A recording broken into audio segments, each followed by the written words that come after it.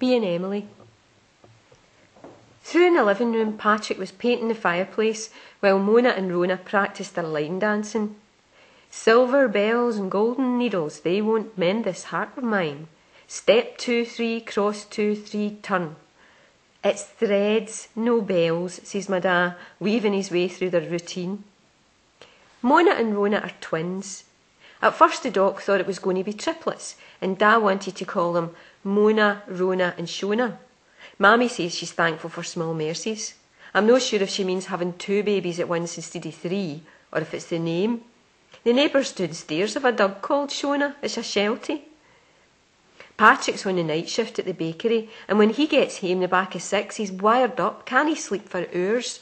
That's when he paints the fireplace. He's done it 3 times. First white, but that was too boring. Then dark red, but Da said it hurt his eyes.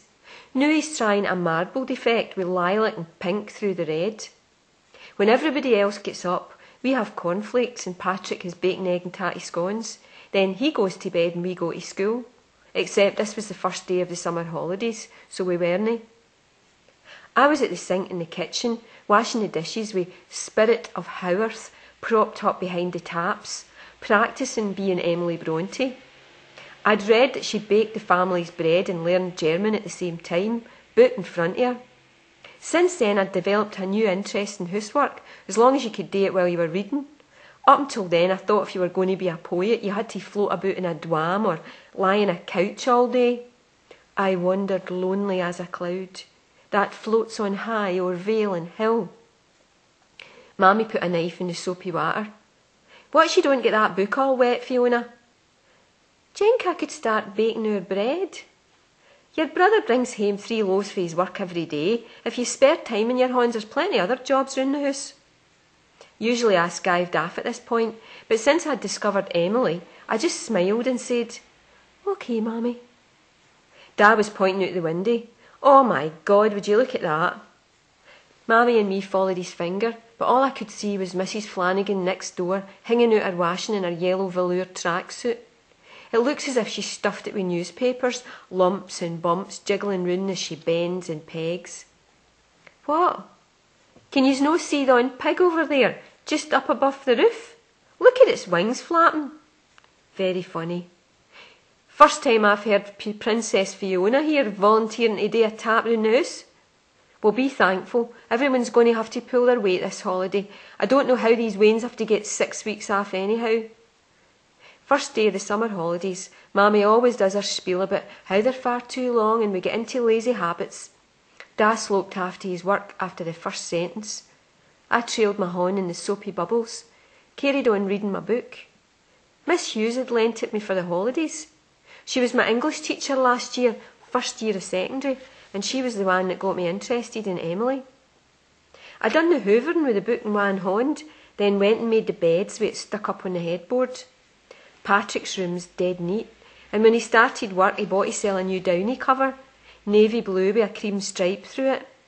When my granny was alive she'd say she'd join the forces, he's that tidy, and Mammy'd get really mad at her. They have to fight, you know, he's not a fashion parade. It's a good life for a boy, he's that good with his hands too, he'd learn a trade. Have another cup of tea, Gran, said my da. Patrick's not really the type. Patrick never said anything, just went on with his jigsaw or his model making or whatever he was doing with his long fingers. He looks dead different from the rest of us. Fair straight hair and skin that pale and thin you can near see through it, while we're all brown and curly haired. Like tinks, my gran'd say when she was in a bad mood. Patrick appeared at the door. You finished? I want to go to bed. Our room's a guddle of Barbies and scrunchies, My Little Pony and Animal Hospital toys, half of them broken or twisted for being left on radiators or outside in the rain. The wardrobe door was hanging open, and a long red scarf I'd started knitting in primary 7 and never finished, still on its needles, trailed out, wrapped round one of the twins' pleated navy school skirts. The 3 beds are hunched together with only a few inches between them. I don't know where they'd have put Shona if she'd arrived. Mona's bed has a Princess Barbie cover, Rona's has a horse-riding Barbie cover, and mine's has a purple and lime green groovy chicks one with a shiny blob on it, where I spilled some glittery nail polish. Mammy was really mad at me. That cover split new, Fiona. She'd scrubbed at it for ages, but the stain never came off. I quite liked it, but at night when the twins were asleep and I was reading in bed, the mark glinted in the light of the torch. I climbed over the other two beds and sat on mine's, the one nearest the window. Emily would have liked the purple background. Purple was her favourite colour, and she'd a frock that was purple with lilac lightning patterns on it. She'd a room of her own, but a toty wee one, just big enough for a bed. She'd sit there in the cold of winter with her notebook on her lap writing Wuthering Heights. Wuthering Heights is the best book I've ever read. But Emily was a poet too, and I'd learned some of her poems off by heart. No coward soul is mine, no trembler in the world's storm-troubled sphere. Fiona, are you finished? Nearly. Will you bring the washing through, hen? Mammy stuffed the washing in the machine before she went out to her work. She does part-time in Boots, starts at 10 3 days a week. Don't forget to take that out when it's done. She opened the fridge and put in the mince she'd just cooked. That's for the night. And make sure the twins eat fruit for their lunch. Although the twins were in the next room, I knew they were making the silent vomiting noises they always done when the word fruit was mentioned. And keep them quiet when Patrick's sleeping. Take them to the swing park. You could read your book while they're playing. Aye, right.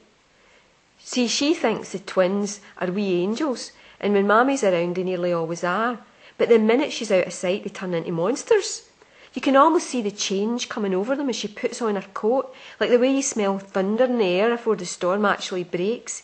And then when the door closes behind her, the devils dance out their eyes and they start. The number of times she's come home to an upside-down settee, earth for a plant spilled all over the carpet, and turned to me and said, "Fiona," in that voice, "how could you let the twins make such a mess?" And they're climbing up her legs like squirrels, cuddling her, saying, "Mammy, you're home." They're nearly as bad with my dad, but he puts on that helpless look, and Mammy says, "Bobby," but knowing the tone, she says, "Fiona," more like, "Well, what do you expect? He's a man." As usual, the second the door slammed, Mona started hauling the cushions off the couch in the living room.